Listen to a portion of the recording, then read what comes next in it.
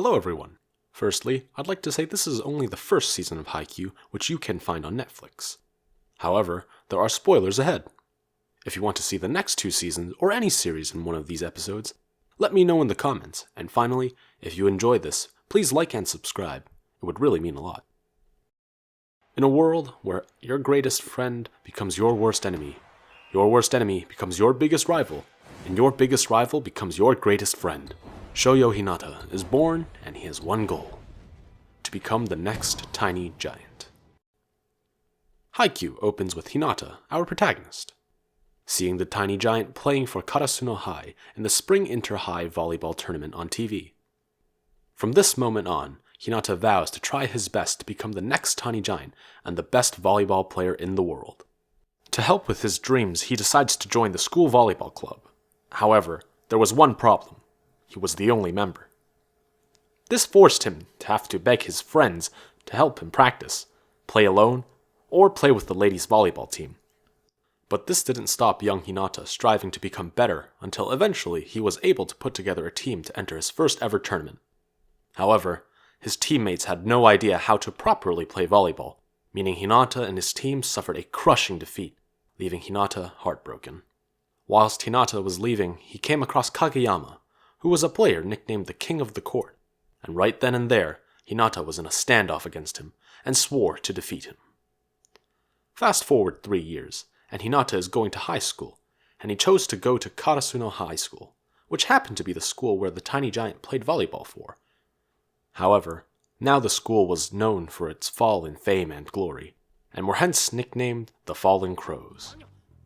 However, one more obstacle stood in Hinata's way. Walking into the gym to practice volleyball, he sees none other than Kageyama, the King of the Court. The two would bicker non-stop, and couldn't seem to be able to work as a team together, forcing the third year and captain of the volleyball team to expel them from practice until they learned to work as a team. After days of arguing, the two decided to practice outside, as they weren't allowed to go into the gym to practice anymore. However, Kageyama was getting frustrated with Hinata, as he couldn't hit the sets that were given to him. Shortly after, 2 boys come along, taunting Kageyama and explaining the truth to Hinata of how Kageyama's nickname came to be the King of the Court, which we learn wasn't given to him by others because of his great skill, but because of his selfish ways of playing on the court. Kageyama is extremely annoyed by this, but Hinata encouraged him to shrug it off and ignore these bullies. Only later were they to find out that these 2 boys were their future teammates. After Hinata and Kageyama finish practicing, they go begging to Daiichi to let them back on the team, assuring him they learned how to work together. Daiichi tells them that to prove they can work as a team, they have to play a 3 versus 3 volleyball match, where they would be paired with Tanaka, another player on the volleyball team, against the 2 boys they encountered before, Tsukishima, Yamaguchi, and none other than Daiichi himself. However, the catch is, if they lose, Kageyama is no longer allowed to be the setter in a game ever again. Kageyama, obviously frustrated at this, as it's the only position he plays and wants to play, works his hardest to train and beat the opposing team. The match day comes, and it's a rocky start for Hinata and his team, until Kageyama and himself are able to pull off a quick attack multiple times to snatch the game. This gives the team a new superpower, as Kageyama's amazing abilities as a setter and Hinata's quick reflexes and agility form a deadly weapon. This made Hinata and Kageyama strive to become better players and got them back onto the team and into the starting lineup, just in time for the next practice game against Kageyama's former team, Aoba Josai. In the practice game, Karasuno has a shaky start and loses the first set due to Hinata's bad serve. But after a few words of encouragement, or rather threats from Kageyama, Hinata gets his head back in the game. In the next set, Kageyama plays more selflessly due to being taunted by his former teammates on the opposite side. His quick attack with Hinata manages to take Aoba Josai by surprise, and Karasuno manages to snatch the set. Then, Aoba Josai's real setter makes a dramatic entrance, with Toru Oikawa, Kageyama's former upperclassman, called the Great King. He has a killer serve which strikes fear into Karasuno's entire squad, but unfortunately for him, he is no match for Hinata's quick attack, and in a dramatic fashion, Hinata wins the match point, taking the third set from Aoba Josai, winning the entire match. On the way out, Oikawa meets eyes with Hinata, warning him the next time they play, he will be there for the entire game, and to make it into the Inter-High tournament so he can crush Karasuno and his former protege, Kageyama. The next day, when the players return, they hear news that their libero, Nishinoya, is returning, and Daiichi sends Hinata and Kageyama to talk with Karasuno's former ace about rejoining in order for the team to be complete.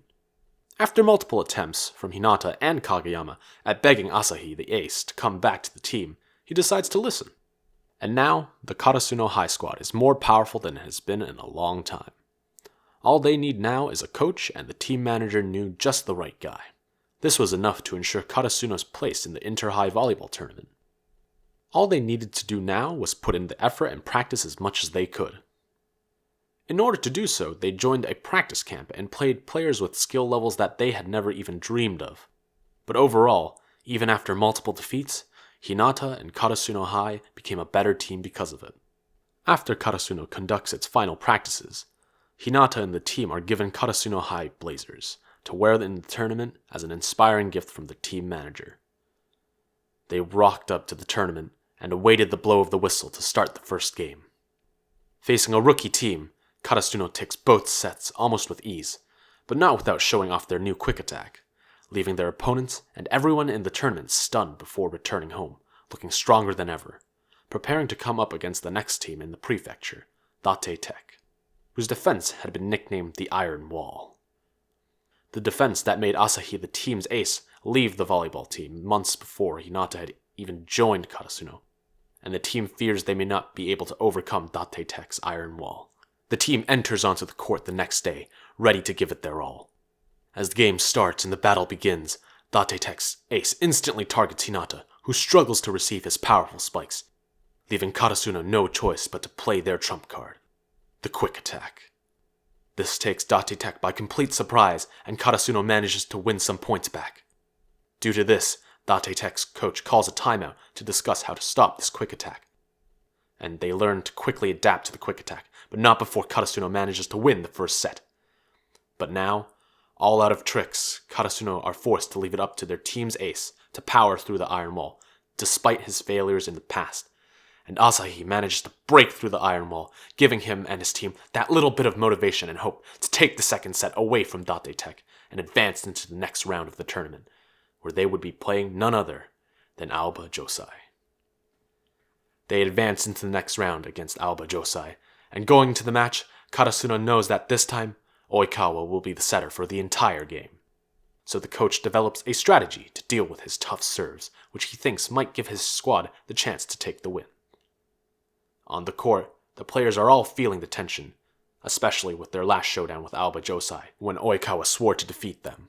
The match starts, and almost straight away, Oikawa takes Karasuno by surprise, hitting a spike instead of a set, grabbing the first point for Aoba Josai. This leaves Kageyama frustrated, trying to prove that he is the better setter. Kageyama starts to do his quick attacks with Hinata, but like Date Tech after a timeout, Aoba Josai manages to adapt to these quick attacks and change the motion of the game. Nearing the end of the first set, Karasuno are down quite a few points, and the coach decides to sub Kageyama off in a last resort effort to make a comeback in this set. Now Suga, the setter being subbed on feeling bad that he is replacing Kageyama, explains to him that the setter has to adapt to bring out the spiker's full potential in order to rise above the rest. And sometimes, you need to stand on the sideline to assess how the opposite team plays in order to counter them. Applying his own rules to the game, Suga runs onto the court and manages to get a few points back against Aoba Josai, but unfortunately, he didn't come early enough, and Aoba Josai took the first set. Before the second set, the coach gives a pep talk and gives a new formation to the team. With Suga still playing, Kageyama analyzes the game on the sidelines, working out Aoba Josai's patterns. It's starting to look like Karasuno might actually have a chance at winning this thing. Sugawara keeps the game neck and neck with Aoba Josai until the coach feels that Kageyama is ready to be brought back on. Now, it's up to Kageyama to bring out the peak potential in his teammates and win the second and third set. Kageyama, using what he learned from watching on the sidelines, predicts where Oikawa will set, and manages to block the incoming spike, winning a dramatic end to the second set with the score 25-23. Now all that is left is to win the third and final set. However, Aoba Josai manages to get off to a great start, winning the first few points, looking like they will cruise to victory. Karasuno's coach, Ukai, has to make some crazy decisions, and as pressure mounts onto Aoba Josai and mistakes are made, it looks like Karasuno, against all odds, may actually have a chance of winning. Now, with Aoba Josai on match point, it looks like it's all over, when it seems Oikawa may have a free hit. When out of nowhere, Kageyama makes a one-handed set to Hinata and smashes the ball down, winning the point, bringing the game to a deuce. With points going back and forth, Aoba Josai on match point, Hinata hits a spike, and suddenly we hear Oikawa's thoughts. He says that one day, Karasuno may one day be his downfall. But not today. The blockers stop Hinata's spike, and the ball touches the ground. Aoba Josai had won. Karasuno was devastated. Kageyama was crushed, and Hinata feeling guilty about his shot being blocked. Karasuno was now out of the tournament. And now the roles being reversed, Hinata and Kageyama swear to take down Oikawa once more. Meanwhile, Daichi, Suga, and Asahi are deciding whether to focus more on work and leave the team. Which leaves us begging the question, will Karasuno be able to make it into the spring inter-high volleyball team if their third-year team members decide to quit the team? And will they take down Oikawa and Aoba Josai in an intense final battle? Thank you so much for watching. This is my first one of these videos, so please let me know how I can improve down in the comments. And let me know if you would like to see a Season 2 review on Haikyuu or any other series you've watched. Like I said, thank you so much for watching, and if you could like and subscribe, it would mean the world. See ya.